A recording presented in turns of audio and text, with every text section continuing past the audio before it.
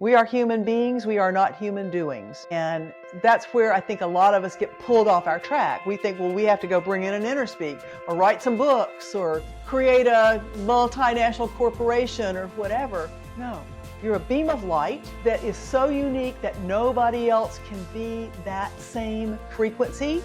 And if you don't show that light to the world, then the world is missing that big piece. Hello, friends. Welcome to Quest for Peace. I am Saju, your host. Today's guest is an author of 6 books and 2 decks of metaphysical healing and activation cards. She also created a coaching tool called Inner Speak. She teaches her work locally and internationally. Help me welcome Jean Adrienne. Jean, thank you so much for being here at my show. I'm so very excited to get started with you. You have such a different approach in everything that you do. And before we go anywhere, please introduce yourself and let my audience know who you are and what you do. Just a little short, and then we'll go into depths with that in a bit.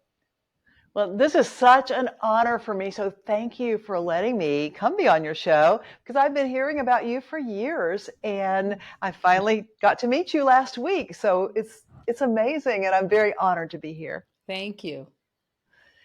So yeah, I'm Jean Adrienne, and in 2002, I had an enlightenment experience that opened me to channel, and I received a healing modality. Now, I had no idea that that's what I was receiving. I just was getting information in a very strange way that I'd never gotten information before from.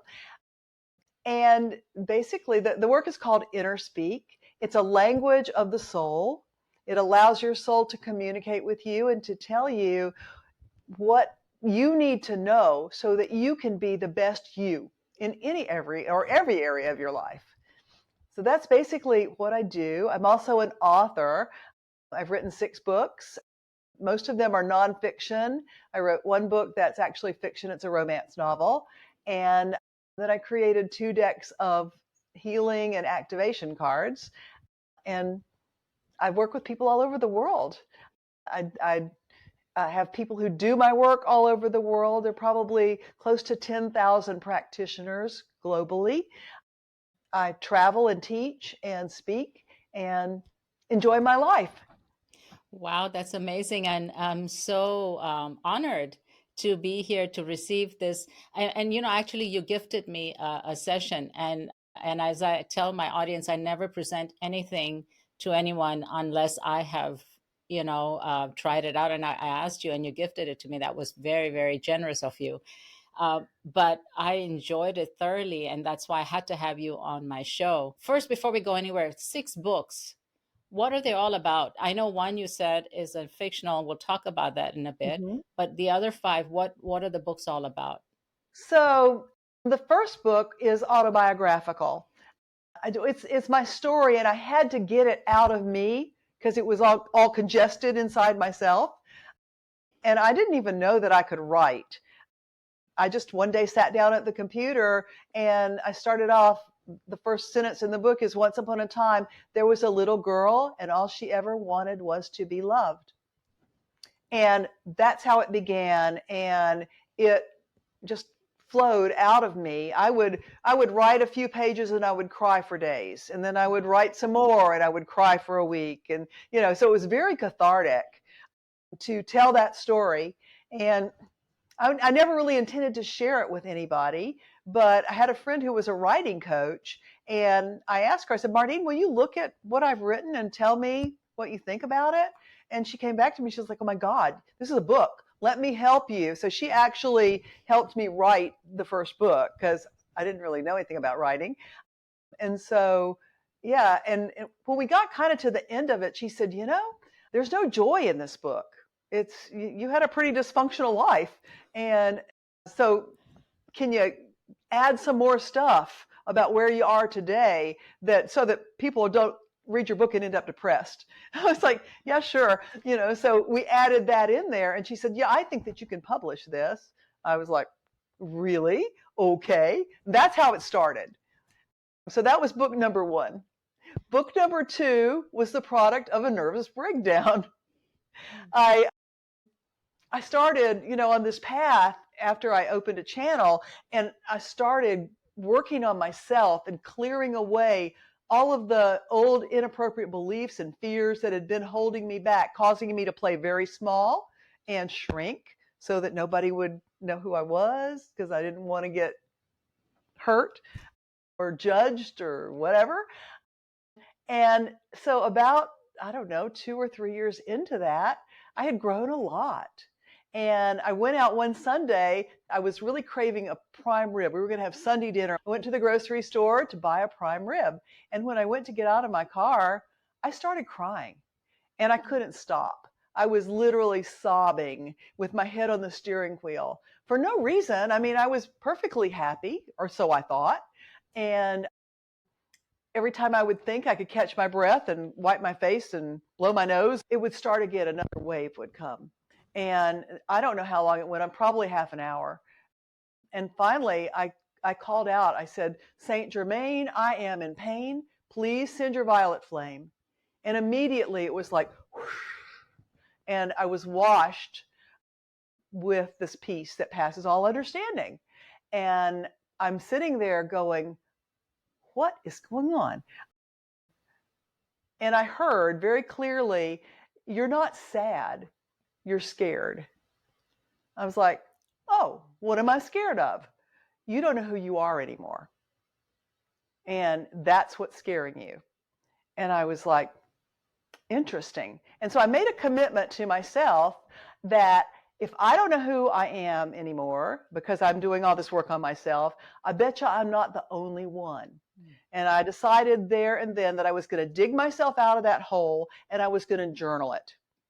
And in order to make sure that I honored that commitment, I got on my cell phone and I called the owner of the local metaphysical bookstore. And I said, I need a date that I can do a workshop at your store in May of this year. And gave myself 3 months. And she said, yeah, sure, here it is, Saturday, blah, blah, blah. So I was committed and I just started journaling and working and processing and clearing and whatever.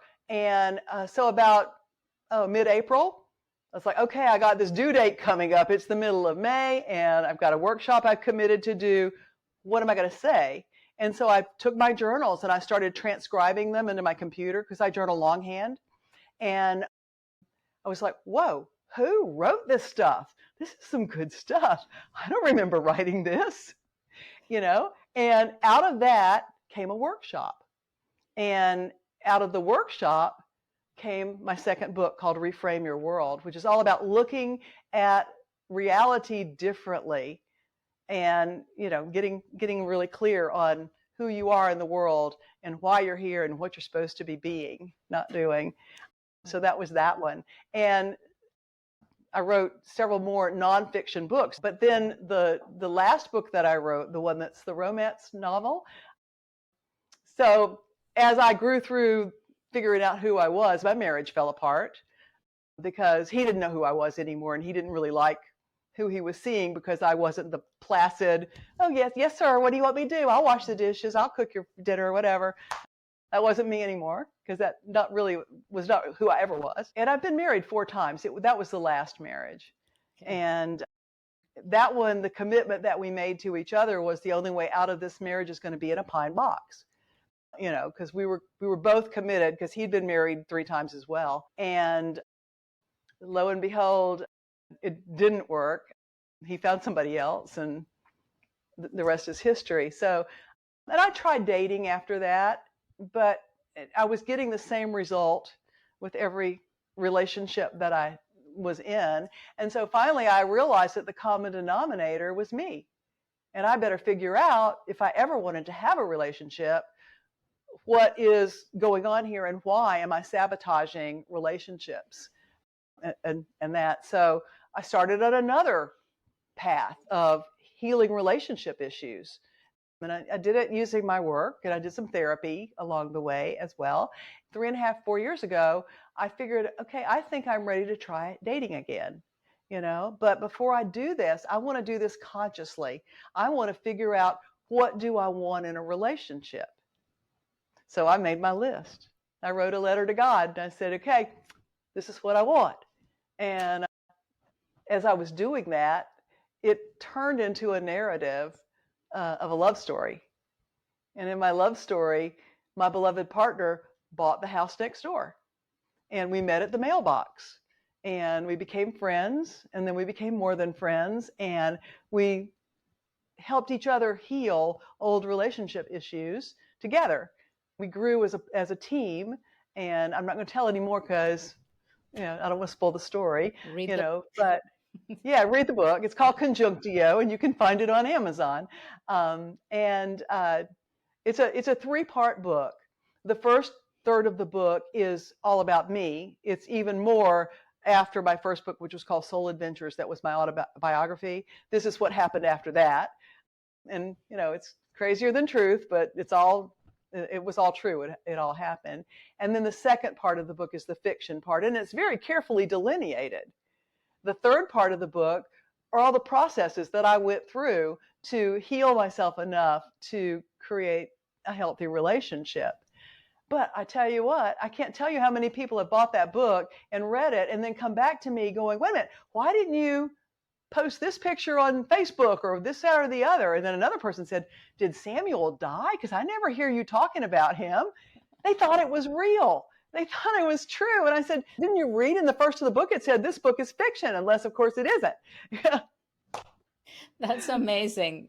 That's really yeah. amazing. So you were writing it all out so that you can manifest a relationship. Conscious creation.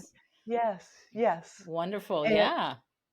And, and I keep getting more and more signals that I am almost there.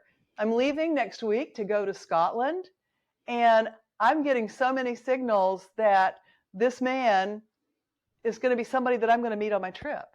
I'm not attached to that. I'm absolutely not attached to that as a reality. But if it happens, oh yeah, I'm open to it. Why not? And in fact, I do agree that this manifestation method works, because I did try that one time, and I wrote down everything about where I'm going to meet this person, what he's going to be wearing. I wrote everything down, and trust me, exactly that happened, except I did not write down that he has to be single. He turned out to be a married man. So that didn't work out. So it does work. So the next time I write something, I have to be more specific. And well, that's how I manifested husband number 3, was with this technique. Oh, yeah? And I wrote down everything, and sure enough, I tripped over him at the Atlanta steeplechase. He was laying on a blanket, and I didn't see him, and I tripped over him. And we ended up getting married 2 years later. But what I didn't put on my list was that he was sane. And he was sane? Yeah, he wasn't. Oh, wow. You have to write that too? I mean, isn't that... Yeah, so believe me, in the latest list, sanity is very important. I think it was number 1 on my list. Because, I attracted to myself somebody who was very badly wounded. And that marriage didn't last a year. Wow. So, yeah. Yeah, specific. Also, what brings up to mind is I was listening to Joe Dispenza, and he was saying, if you want to meet someone, make a list of what you want that person to be like, and then become that. Exactly. Right. And I have a workshop that I'm going to offer it in October, and it's called Calling in the Beloved. And that's what this workshop is all about, is helping you to become your own beloved so that you can become what you want to attract in your life. Because that's how the law of attraction works. It's the only way it works. Yeah, you become the vibration, and that vibration is attracted to. Yeah. Well, how about your inner speak? Tell us all about that. Okay. What's all that about? So it's a language that allows your soul to communicate with you and tell you what you need to let go of or attract in your life, to shift in your life perhaps, so that you can get rid of the things that are holding you back, the blocks that we've created. We have to take responsibility for creating our reality, and we do it. And we do it masterfully. And sometimes it's our worst nightmare that we create. But That's how it happens. So it's it's a protocol book. It's 144 files of information, and each file has 36 pieces of information in it. And I use kinesiology or muscle testing to allow your higher self to tell me, okay, Saju needs to know the fifth piece of information on page 97. And then she needs to know the 20th piece of information on page 7. And I tell the client that. And then I just ask that you acknowledge that you heard it. And I made a little game to do that. It's just I say out loud, tap, tap, tap, and you go tap, tap, tap on your forehead. That's all it is. I mean, it's not like EFT or anything like that. It's just, thank you very much. I just heard what you said. So you're acknowledging what the universe is trying to tell you. And this work will take you to the source of where you created a block for yourself. And that source might be this lifetime when you were 3. It might be before you incarnated. It might be something ancestral that you're holding in your DNA. It might be another lifetime, something that happened 1,000 years ago in Bangladesh. There's all manner of different realities. And I think that my work works a little bit differently than traditional psychotherapy, because it takes into consideration some stuff that I think traditional work doesn't consider. Things like wounds that happen to the child in the mother's womb, because that baby's a sentient being and it's hearing everything that's going on in the outer world and feeling everything that the mom feels. And these can create wounds that can freeze a part of the persona so that we won't do something or we will do something or whatever. So that's one of the things I think that makes it different. And then once you have a story, a frame of reference, you're able to do the clearings that will release the blocks. And so there's 6 pages of clearings, and I muscle test to see which one a person needs to do. And I tell them one by one, you do this, then you do that. And I don't do anything to anybody. I just give you clues so that you can do the work yourself. And in the beginning, I think I called this inner speak empowerment, because I was trying to empower individuals to take responsibility for their own creations and to stand in their power and own their truth. Because that's my goal of my mission, is to help people to do that. It's amazing how life is so intricate and so, I don't know, every little single thing makes a difference. And you would think They that, do. I mean, you would think that the mother's carrying the baby and the baby's not going to know anything. Well, yes, they do. They go through a Yes, lot. they do. And the trauma that they go through with childbirth. And then before it used to That's be, a rough time yeah, on both the mom and the baby. yeah, I mean, think about it. You're getting squeezed like a sausage, like sausage going into a sausage casing to be able to get out of the vagina to come into this world. So that's a lot of pressure and a lot of pain on that baby. Yes.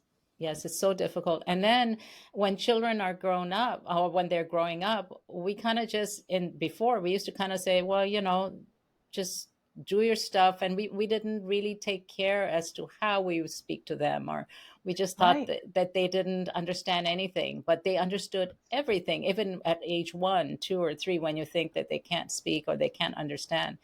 They are hearing and taking in everything. It's Well, and unbelievable. I don't know who it was that said this back in the day, but somebody said, give me a child up to the age of 5 and I can create the person. And what the deal is with that is that the limbic brain in the small child isn't fully developed. So they can't really differentiate between what's real and what's not real. So everything that they hear, they see, they intuit, they taste, or they smell, they think it to be real, whether it relates to them or not. And so a lot of these wounds get set up in that pre-verbal time frame, and they don't really seem to have an apparent reason for why the person is having issues later on. But it's an aspect of their personality that got frozen at the time that they heard something they were never intended to hear, or wasn't meant the way they internalized it. Right. I'm just blown away at how much we now understand. And I know my daughter works with kids, nonviolent communication and how to bring up kids in that way. And I see how much work she puts into it, while looking back at how it was at my time and in the time of my parents. We didn't put so much. I mean, just go play or watch video, and I'm busy. And it's different now, and a lot of parents are taking so much time to understand and work with the kids, which is amazing, because now we will have children that are well balanced, and they're our leaders, they're our future. So it's and amazing. today's kids are so much more conscious than even you and I were when we were coming in. So they're so much more capable. And whereas with yesterday's children, they only had 5 senses that they were receiving information with. But today, these kids are coming in wide open intuitives. And so they're picking up truth or not truth, even through their intuition, through their feelings. So it's really a big responsibility for a parent. And it's a new world. Yes, it is. Yes. Yes, it is. So I know when I worked with you, when we did our session, it was uncanny how much you picked up that was actually going on in my life, or was my life up to this date. And you said that it was not my life, it was the life of my ancestor, which was many, ages ago. And yet I had, my life was parallel to that one. And it's interesting, because when you started telling me these things, I go, well, that's what happened to me. And that's what happened to me. And you picked up on a lot, is what I'm trying to say. So, well, it's been said by masters that the sins of the fathers are visited upon the sons up to 7 generations. Well, 7 is one of those mystical numbers, and it means as long as it takes. So it doesn't necessarily mean a literal 7 generations. So something could have happened 20 generations back, and it will perpetuate itself through the lineage until somebody's willing to stand up and go, whoa, the buck stops here. Talk to the hand. I'm not doing this anymore, And that's basically what you did by agreeing to have a clearing with me. It's like, okay, enough. I'm not going to do this anymore. And nobody in my lineage has to do it either. Isn't that amazing? Yeah. I'm so grateful. So you did it. Yeah, I did it. So tell me also, you had talked about how you got this information. Okay, you said that you got this in 2002. What made this happen? Because usually you go through some trauma. I mean, this is what you hear, or something for an opening to happen. Did something happen to you, or it just? Yeah, I was driving down the road on a rainy night, and I heard a voice in the back seat of my car. And I looked in my rear view mirror, and there was nobody back there. And I'm like, and what he said, it was a man's voice. And what he said was, you're done with everything that you've done up to this point in your life. And immediately I started arguing with him. And I was like, don't you be taking away my livelihood, because I got a really good job and I make really good money, unless you've got something better. Silence. And then a few minutes later, you're done with everything you've done up to this point in your life. So, I argued, but that's how it started, and over the period of the next couple of weeks, I began hearing that voice more and more and more, and getting snippets of information, bits and pieces, but not the big picture.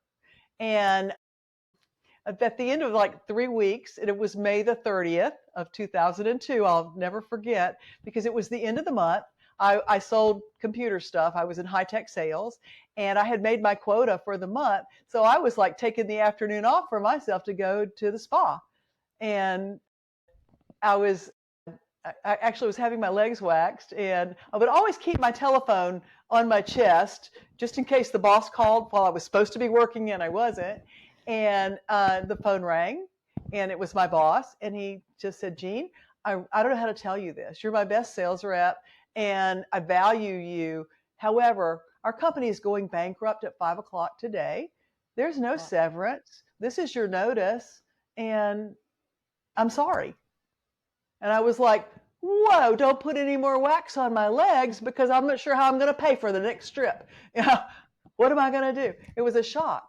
But I was without a job for 3 months. I mean, I was collecting unemployment, but every day I was typing information on my computer that I was receiving from Spirit. And I didn't know anything about channeling, so it never occurred to me that I was supposed to ask, hello, who's talking to me here? I didn't know. I was just blindly listening and typing and verifying and getting more and feeling like I was being showered with love. It was a love bath, and it would go from morning until evening every day. That's all I did for 3 months, was receive information. And I didn't find out for another probably year or so who it was, because I just didn't have the presence to ask, because it felt so good. How could it be bad? It felt like love, and it was love. And it just was like amazing and empowering. And yeah. Who was it? Tell us. Archangel Michael. He finally told me. Yeah. And Lovely. so, yeah, he said, you've been part of my army for lifetimes. And I'm like, really? Me? Little old me? Yeah. But before, And I mean, sorry, it took me even years to really actually own that and not hide, because I was so used to hiding and dumbing myself down so I would fit in and that kind of thing, that I didn't even really in the beginning take the work seriously, because I didn't want to be judged. Wow. But I'm over that now. You are. You are. Now you're teaching, and you have so many people all over the world teaching your work, or Yeah. doing your work rather. Doing and teaching both. Okay. Yeah. Amazing. But before this happened to you in 2002, were you very spiritual? Or, like, for you to have just been open to this, there must have been something No, I mean, pre. all of my life I wanted to be a psychic. I used to Okay. spend my allowance on crystals and tarot cards and this, that, and the other, and I never really could figure out what to do with them. But I've always been a seeker of truth. From a very, very small child, I've asked way too many questions. I was raised in a very traditional Christian family, Southern Methodist, and I always knew that I wasn't getting the whole story. There's more to this, and I became actually a Bible scholar. I was trying to figure it out, up to the point that I even went to seminary with the University of the South and took their Education for Ministry 4-year program. I was going to become a continuing deacon in the Episcopal Church. But in the last year of my study, I realized they didn't have the answers I was looking for either. I got the degree. I never picked up my diploma because it didn't matter to me anymore. And it wasn't until I discovered metaphysics that I began to realize, holy moly, there was more all along, and I knew it, And so then I dived headlong into the study of metaphysics. So I was looking up to the point that this happened. It never occurred to me that I was a channel or a healer.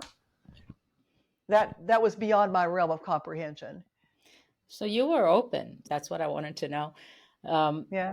So, of all the clients that you have, what kind of blocks do they show up with? I mean, lots of blocks, right? Money blocks, health blocks, Totally.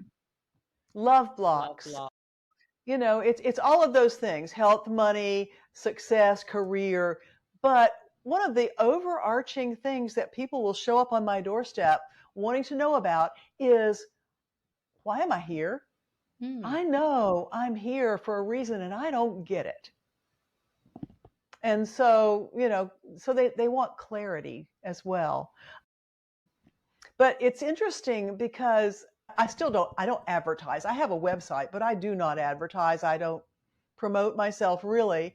My business has grown over the last 20 years by word of mouth, strictly. And it's interesting that people will find me when they're ready to figure out why they're here.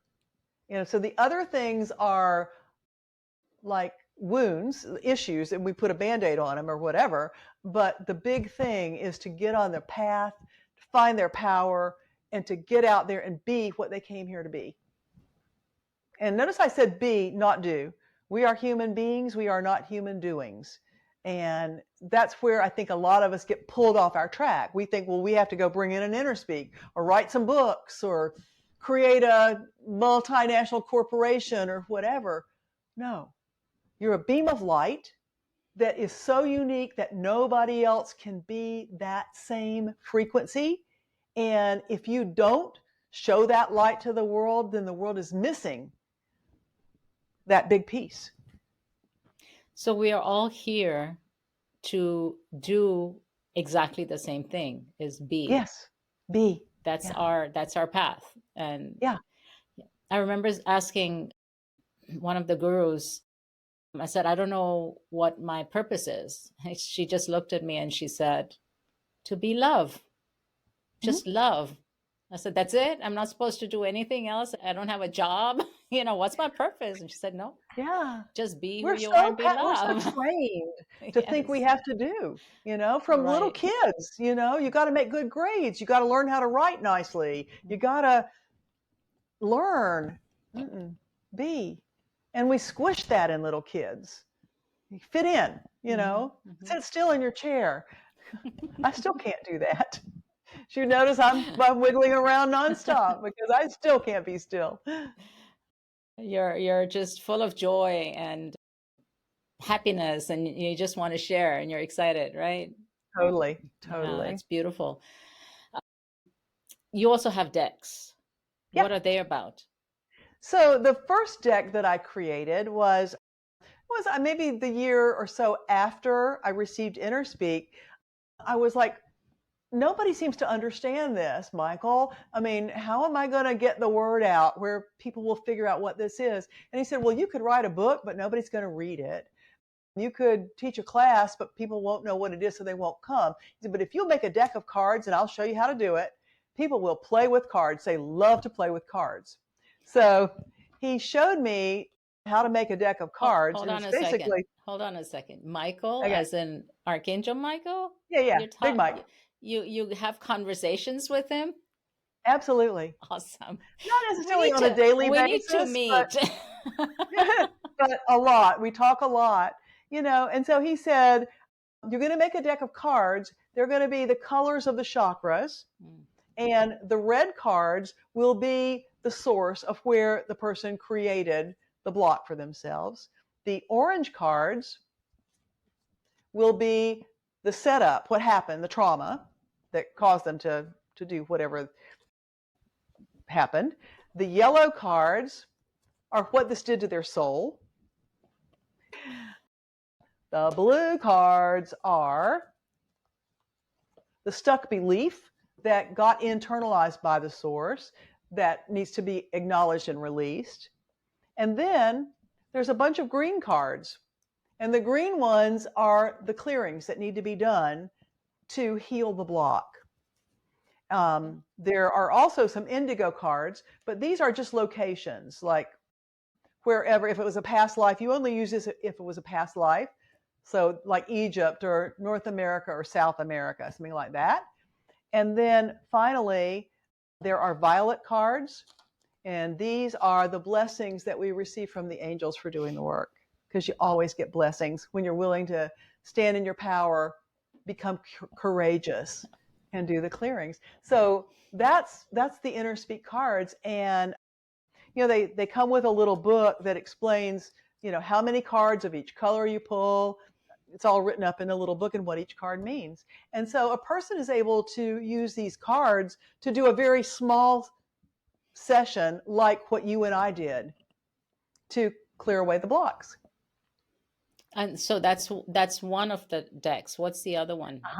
The other deck is called Reconnecting Soul. So this was the second time that I got interrupted in the car. The shower and the car, those are the two places where the messages come in the best for me. I was driving up to my mountain cabin and he said, today I want to talk to you about DNA. And I'm like, well, that's interesting. Okay. And he said, yeah, at one point in the evolution of the human species, you guys had 144 strands of DNA, not just 2. And I was like, okay. And I immediately went into conspiracy theory and who stole our DNA and all of that kind of thing. And he said, no, no, no. You gave them away. You gave them away lovingly to a species that was dying. They had rendered themselves sterile and they couldn't reproduce anymore. And they were becoming extinct. So they went all around the galaxies and they found the blue planet that had this species of beings on it that had 144 strands of DNA. And it was like, I can work with that. And so they stayed here. What happened? I don't know. I didn't get all those details. But I believe that many people are still experiencing that because time is not linear. It's all happening at the same time. Many people who say that they've been abducted by aliens and they've had surgeries done on them and things like that up in a spaceship, I think that's kind of like what happened. And some people are still feeling it. But let's just say that by the time they left, we had 2 strands of DNA and we've been just fine for millions of years, thinking that was all we needed. And they were able to heal their species. Genetic splicing, I don't know what they did. I don't care. Doesn't matter. They were fine and we've been fine. Except, this is why Michael got to me in the car. He said, now that you guys are escalating your consciousness up into the 5th dimension, you need all of your gifts and abilities. And guess what? Each strand of DNA has a gift associated with it. You gave your gifts away too without realizing it. And it said, and there's no loss in the divine plan. So he said, you've just got to pull them all back. All you have to do is ask. They're all still there at some place in one of your etheric bodies, in your DNA, somewhere. It's all still there. Nothing was really taken from you. And he said, your job, if you choose to accept it, is to draw 142 pictures. And each of these pictures will hold the energy of a latent strand of DNA. And a person can look at that picture and then they can ask their higher self to activate that energy within them and reclaim their gifts. And I was like, whoa, I don't draw. And he said, oh, contraire, you're going up to your cabin and I happen to know you got not 1 but 2 packs of colored pencils that you have never opened and a drawing pad because you were going to learn how to draw while you were up there. So I'll show you how to do this. And I was like, busted. Yeah, I know exactly where it is. So that was that. So I started drawing pictures that the person who did not know how to draw, and they're all kinds of pictures. They're unique, they're different, and they allow us to reclaim our gifts. So why don't we do some DNA activation with your crew? Sure. Okay, so let me just randomly pick some cards here. Okay. This card is called Trinity.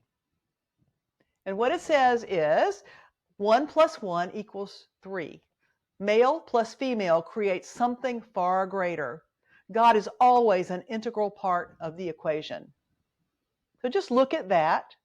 Invite your higher self to work with the energetic fields and the guides to activate the latent DNA strand of Trinity in your divine line. Same for your body, same for your team. And just be and let it happen. And let's do another one. They're all different colors, but the colors don't really mean anything. I just like colors. This one, union. So it says, you are one with all that is. This attribute allows you to remember and feel that connection. So let's invite our higher self to work with the energetic fields and the guides to activate the vibration of the DNA strand union in our divine line. Same for our body, same for our team. And let's just do one more. I don't want to overload anybody. Let's go down to the back of the deck somewhere. This one. This is the DNA strand of emergence. This activation represents your emergence into the fullness of your light. So invite your higher self to work with the energetic fields and the guides to activate the DNA strand of emergence in your divine line. Same for your body, same for your team. So be it. And I now ask that all of our reference points and all of our grids are updated. I ask for a balancing and a stabilization of our fields and all systems, levels, and components of our being. Amazing. So that's how those cards work. Wow. So you said you don't want to overload. So if you were to get the cards, if you were to order Mhm. them, you would not do all at one time. You would do one No, at a time. no, Okay. because I went so crazy drawing these pictures that I was bringing them in 6 a day, and I made Okay. myself sick. Yeah, I was having heart palpitations. I was going like wacko. And I don't do allopathic medicine primarily. I do acupuncture, chiropractic, herbalism, that kind of thing. Right. So I went to my acupuncture doctor and I said, I need you to fix me because I've made myself sick here. And he started listening to my heart, and he goes, you need to go to the hospital. And I was like, no, you're my doctor. I don't do hospital. Just give me some acupuncture and balance me out. He goes, no, I'm your doctor. I'm telling you, you need to go to the hospital. And I was like, ain't happening. So he finally acquiesced and he stuck the needles in me and left me in a dark room. And I, I got, guys, y'all got to back off. You're killing me here. And Michael said, no, you need to back off. This is not a race. We didn't tell you to bring them in 6 a day. You can let it rest for a little while. And how about do 1 a day? You know, it's like, okay. So yeah, he assured me that you won't make yourself sick if you decided to plow through all 142, but it's not a good idea. I tell people to pull 1 a day and maybe use a paper clip and stick it to the box so that you can just look at it all day long, or take the card and put it in a Ziploc bag and set your water glass on top of it and let the energy of it infuse your water, Mm. so that you're getting it visually and you're getting it also internally. But yeah, it won't. I So, haven't had anybody yet come and tell me that they got sick from playing with the cards. so the affirmations that you were saying, it's all written on the card. You just read it out. Uh-huh. Yeah. Okay. You just read it. Yeah. Great. And Yeah. and so we're going to put a link to everything in the information section. So if anybody would like to purchase them, they can, order them from you. What about Okay. the other cards? Can we do a little bit of Would a you like to? sample? Sure. Yeah, yeah, yeah. Should we? So, yeah, let's Okay. do it. All right. So, is there something in particular that you would like to clear? Okay. Well, let's clear the same thing that I came to you for, the Okay. the blockage in love, Okay. All right. partnership. So we're first going to pick a red card. Okay. So, do I have permission to choose a card for you? Yes. Okay. So it's going to be this one. Okay. And then I'm going to choose 2 of the orange cards. Let me just shuffle them up a little bit, get anybody else's energy off of them. Okay. This one and this one. Okay, that's 2 oranges, 1 yellow. And people are so usually blown away by how powerful this stuff is, too. Because you wouldn't think, it feels like a game. This one's trying to hide, so it's going to be that one. Okay, let's get a stuck belief card. This one. Okay. So let me tell you the story and then we'll do the clearings. Okay. So, all right. So it says the source on this is ancestral again. So is this ancestor on Saju's mother's side of the family? This is on your dad's side. Is this ancestor a male? It's a female. Is this ancestor more than 5 generations back? No. Is it 5? Is it 4? Is it 3? This is your father's mother that we're working on. Okay. Blocking your love. Okay. The orange cards are the setups. So this is what happened to her. It says denied infidelity and forced into a partnership or marriage. Okay. What this did to her soul is caused her instincts and her self-worth to be wounded. This is where you connect. Instincts and self-worth are wounded. So you might not have been forced into or out of a partnership or marriage and had denied infidelity, but this is your connection point. Okay. And the stuck belief is I have to struggle to earn love. Okay. So now we've got the story. Let's clear it. Okay. So we're going to take the green cards and we're going to pull 3. So let me just shuffle them up a little bit. And which are the 3 clearings that Saju needs? This one right here for sure. And this one. And let me fan them out again so I can see them really good. This is so exciting. That one. Okay. All right, the first card we pulled says, I'm going to show you, because each of these cards has the what it is and the meaning of it, but it's also got Reiki symbols on it. So you're getting color healing, you're getting healing with words, and you're getting a little bit of Reiki in there too. So the first clearing says to allow the source to vent their rage or fear until it's all gone. I want you to go find your paternal grandmother. Is she still alive? No. Okay, I want you to go find her, give her a safe space to let go of all of her anger and all of her fear. And just hold space for her. Okay. I'll let you know when it's done. Okay. And now the second clearing says, ask that the mirrors in your body and your field be removed. These mirrors are energetic debris that came from your grandmother's thought forms. So just ask God to take away all the mirrors that you're still holding that don't belong to you. They belong to her. Okay. And the final clearing says, in your imagination, create a bottle. Invite your grandmother into the bottle, put a cork in it, and give it to God. Let her be taken to the light so that she's not weighing you down and blocking your ability to find love anymore. There you go. And you get blessings from the angels for doing this work. So let's see what your blessings are. Let me just shuffle these ones up a little bit. How about I pull 3? Okay. Okay, the first one says release from overwhelm. Second blessing says courage to follow your heart's command. And the final blessing is renewed faith in yourself. And it's gratitude that owns every clearing. So just take a moment and give thanks to your angels, your teachers, your guides, to Spirit, Creator God. Give thanks to your higher self and your body's higher self. And that's it. That's beautiful. That's pretty So it's a very easy. mini version of what you and I did that took about an hour. Yes. Yeah, that was But a lot deeper. still works. Yes. Yeah.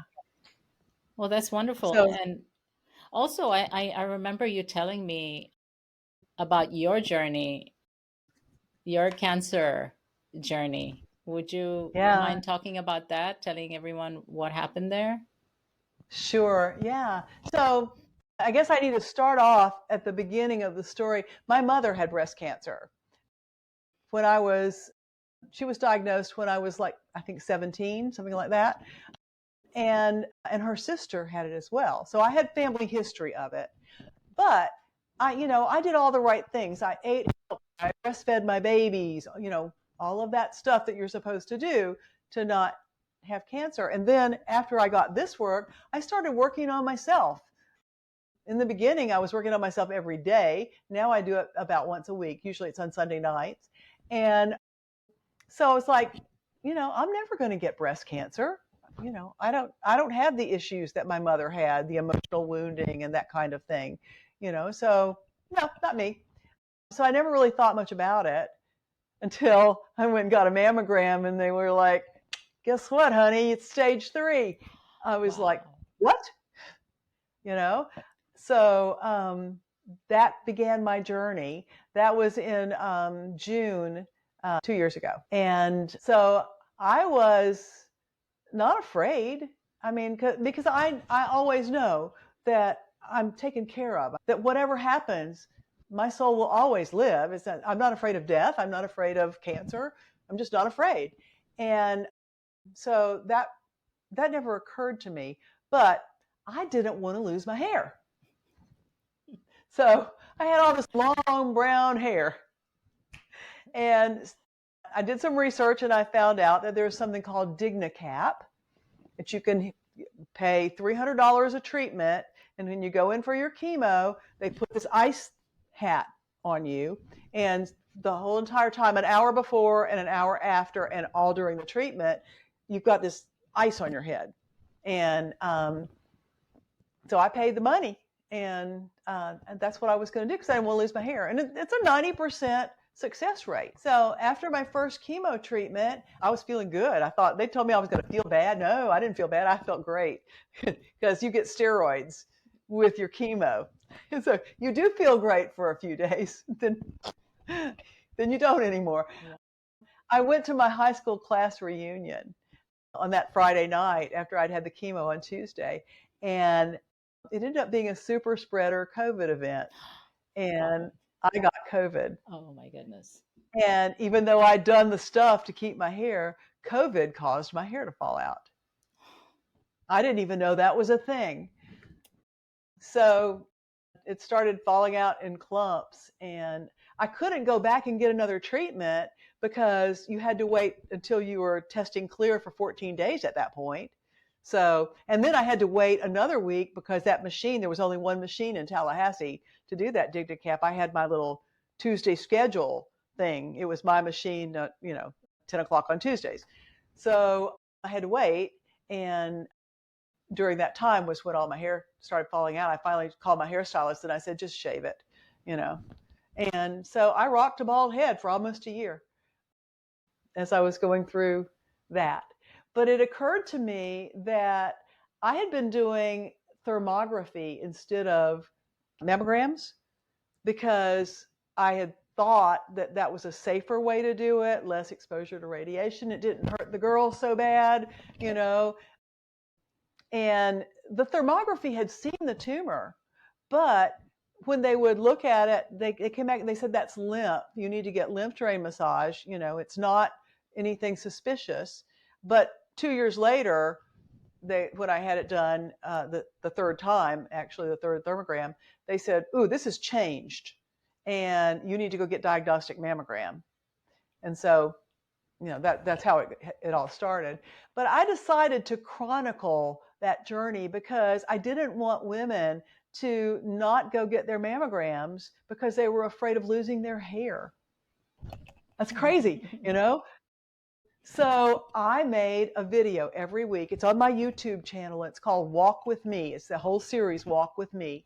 And you can go week by week and see exactly what happened to me during that week, how I felt, what happened, the changes, the whole 9 yards. It's very transparent all the way up through the time that I had my last radiation treatment.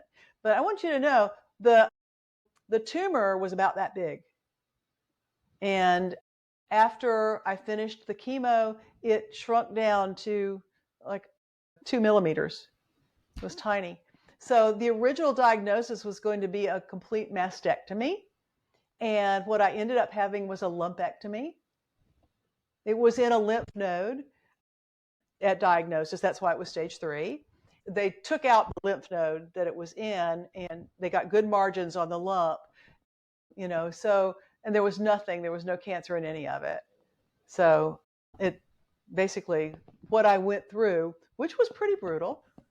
Now, I wouldn't recommend chemotherapy and radiation to anybody to do it for fun. I mean, it's got a good success rate. I trust my doctors completely.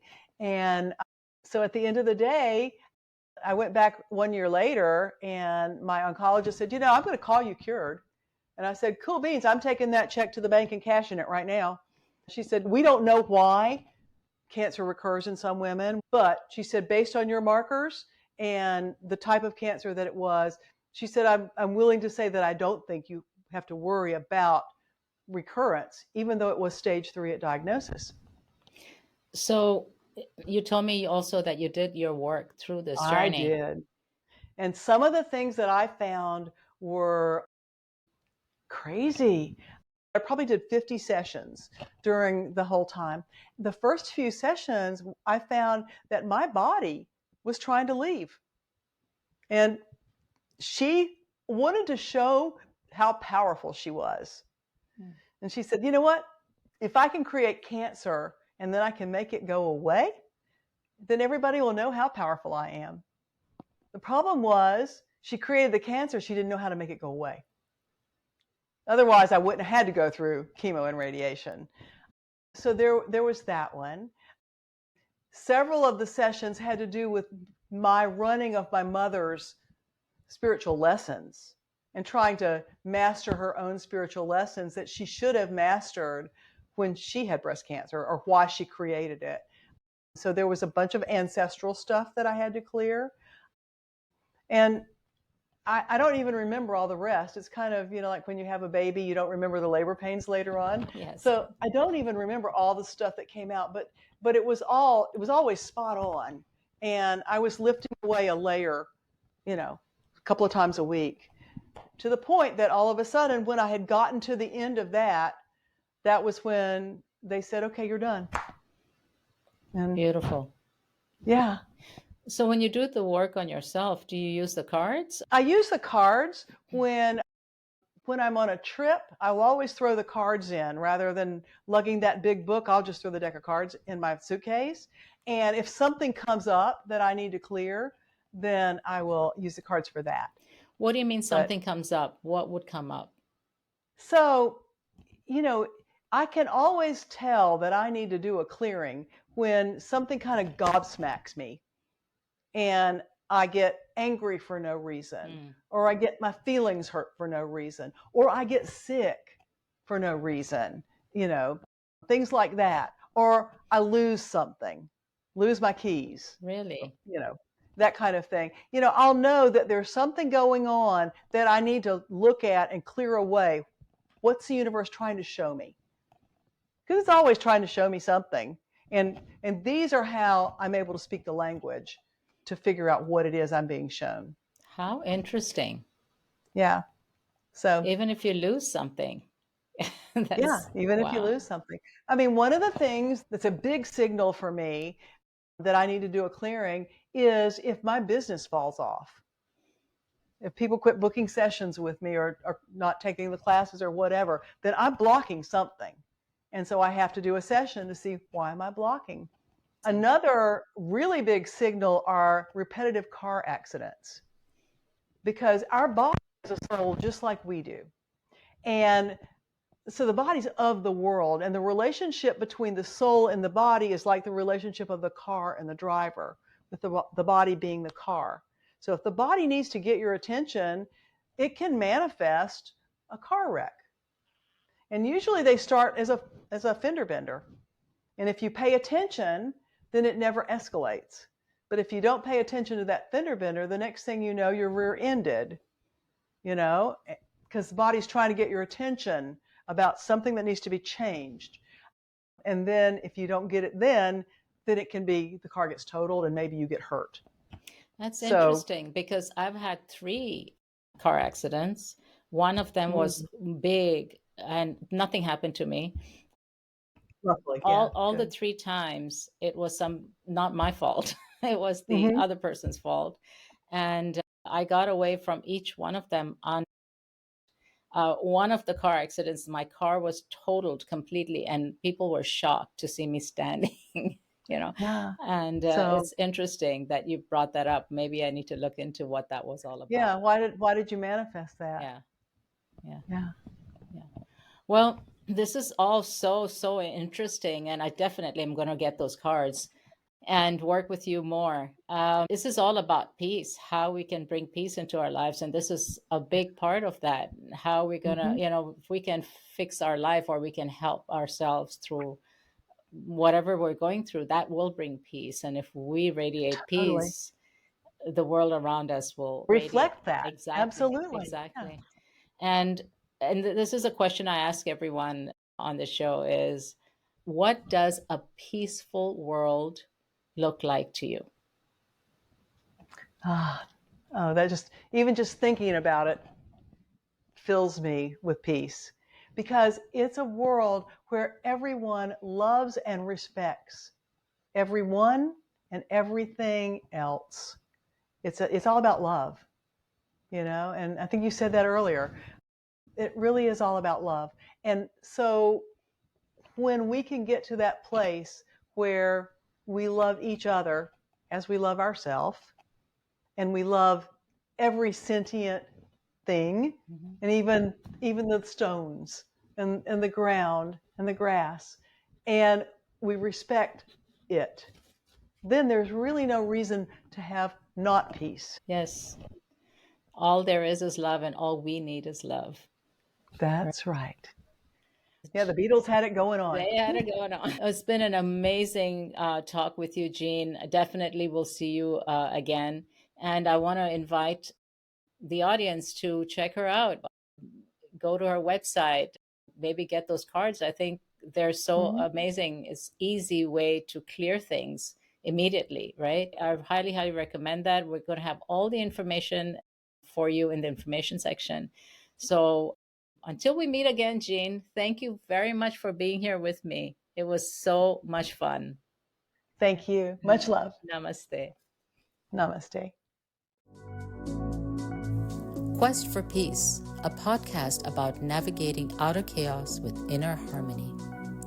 Whether you're seeking solace in the midst of life's challenges or simply curious about the profound connection between inner and outer peace, the Quest for Peace podcast is your guide on this transformative expedition.